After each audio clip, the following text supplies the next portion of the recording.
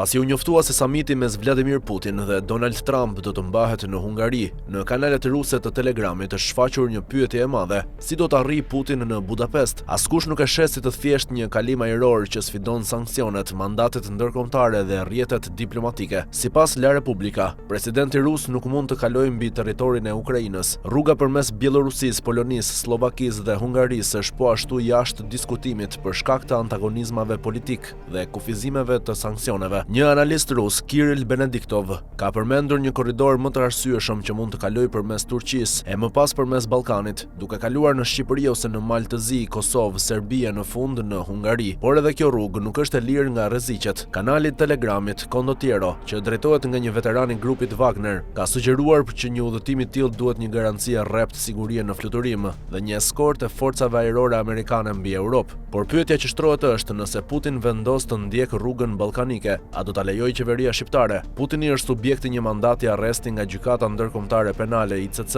për krime lufte dhe kundër njerëzimit në Ukrainë. Sipas rregullave të ICC, çdo shtet që pret një individ të tillë ka detyrim ligjor të arrestojë, por Hungaria ka shprehur që nuk do të veprojë kështu, edhe pse formalisht është ende pjesë e ICC-s, deri në tërheqjen që pritet të bëhet efektive. Takimi në Budapest ka edhe një dimension simbolik të fortë. Në të vërtetë, në të njëjtin qytet më 5 dhjetor 1994, u nënshkrua memorandumi i Budapestit, kur Ukraina pranoi të çarmatosej nga armët bërthamore në këmbim të garancive për integritetin e territorit dhe sigurinë e shtetit, por më pas u pre në besë nga Rusia.